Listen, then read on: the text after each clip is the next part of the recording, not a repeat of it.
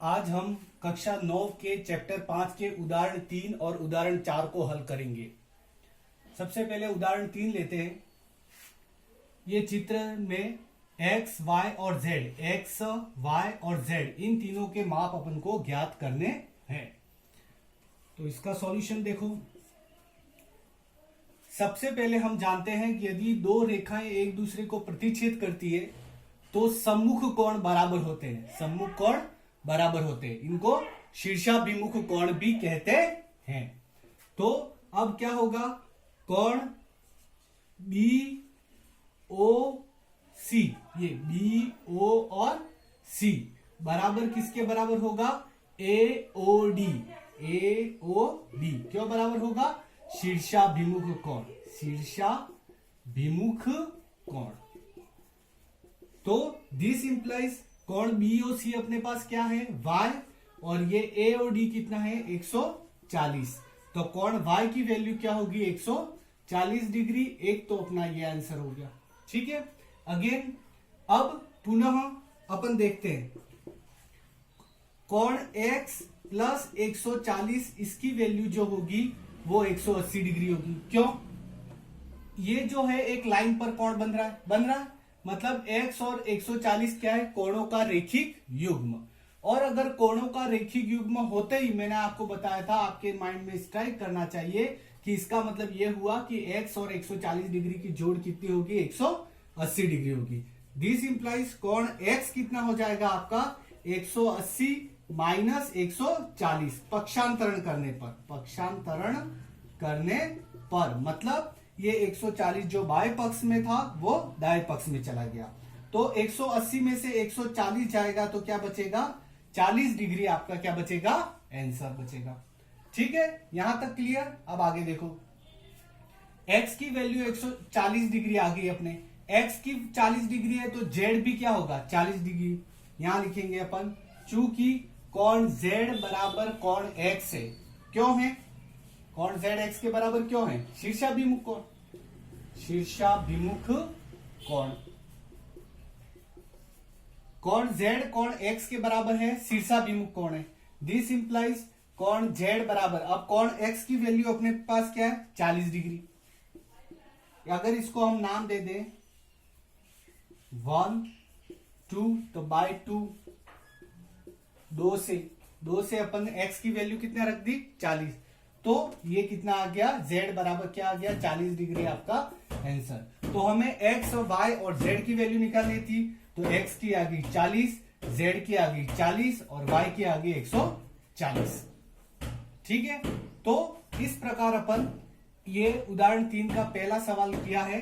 आपको बिल्कुल एक बात ध्यान रखना, अगर दो रेखाएं प्रतिच्छेद होती हैं तो दो चीजें आपको विशेष रूप से नोट करनी है। एक तो शीर्षाभिमुख कोण को नोट करना है और एक कोणों का रेखिक युग्म। अगर ये दो चीजें आपकी क्लियर हैं तो आपके सवाल आराम से हो जाएगा।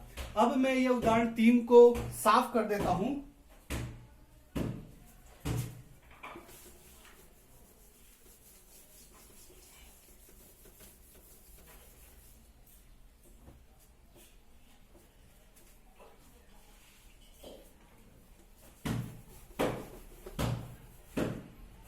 अब उदाहरण 4 को हल करेंगे अपन।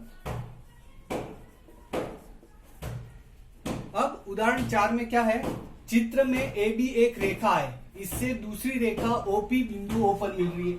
ये AB क्या है, एक रेखा, और ये दूसरी रेखा किस पर मिल रही है, OP O पर मिल रही है। ठीक है, रेखाएं OD OE क्रमशः कोण BOP और PO के समद्विभाजक है। तो OD किसका समद्विभाजक है, BOP का। देखो ये OD, ये किसका समद्विभाजक है, BOP का। मतलब समद्विभाजक का मतलब क्या होता है, समद्विभाजक का मतलब होता है कि ये दोनों ये रेखा जो है वो इस कोण को दो बराबर भागों में बांटती है। मतलब जैसे ये 60 है, ये भी 60 होगा, ये 20 है, ये 20 होगा, ये 30 है, ये भी 30 होगा। तो ये कोण 1 है तो ये वाला भी कोण क्या होगा, 1 होगा। ये दोनों कोणों की वैल्यू क्या होगी, बराबर होगी। इसी प्रकार ये OE जो है वो इस AOP को दो बराबर भागों में बांटती है। मतलब ये कोण और ये कोण आपस में क्या होंगे, बराबर होंगे। अब आगे देखें ईओडी, ईओडी मतलब मुझे इस पूरे कोण का मान निकालना है, मतलब मुझे कोण 1 प्लस कोण 2, 1 और कोण 2 की जोड़ निकालनी है। देखो कैसे निकालेंगे अपन। अब सबसे पहले अपन कह देंगे, अब देखो ये x क्या है, बीओपी मतलब ये पूरा कोण x है और ये पूरा कोण क्या है, y है। तो कोण x प्लस कोण y की वैल्यू क्या होगी, 180 डिग्री होगी। क्यों होगी, कोणों का रेखिक युग्म, कोणों का रेखिक युग्म। तो ये समीकरण नंबर 1 होगी कि x और y की जोड़ 180 डिग्री होगी क्योंकि ये कोणों का रेखिक युग्म है। पुनः अब क्या है, ओडी किसका समद्विभाजक है, ओडी कोण बीओपी का समद्विभाजक है, समद्विभाजक है। अतः अपन क्या लिखेंगे, x की वैल्यू जो होगी, कोण x की वैल्यू जो होगी वो 2 टाइम्स ऑफ कोण 1 के बराबर होगी। क्यों, क्योंकि ये भी कोण 1, ये भी कोण 1, तो टोटल कितने हो गए 2 टाइम्स, एक कोण 1 का डबल, ये कोण x की वैल्यू होगी। इसको क्या नाम दिया, नंबर 2।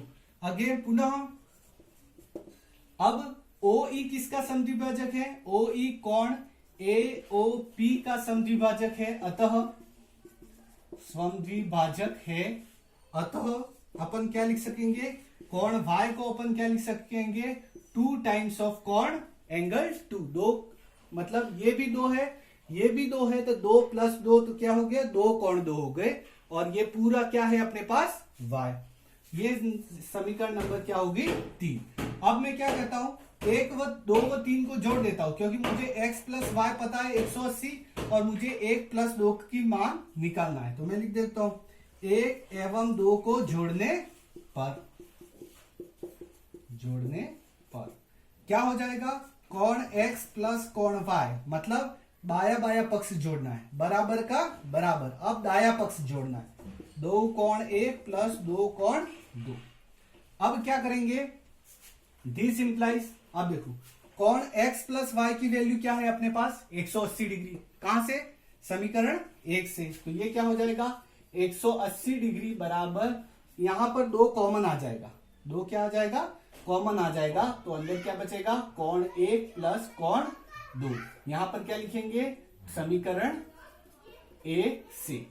समीकरण 1 से मैंने क्या किया, समीकरण 1 से मैंने x प्लस वाई की, कोण x प्लस कोण y की वैल्यू है वो 180 डिग्री रख दी। ये 2 गुणे में वो कहां चला जाएगा, भाग में चला जाएगा। तो अब 180 में 2 का भाग देंगे तो ये कितना आ जाएगा 90।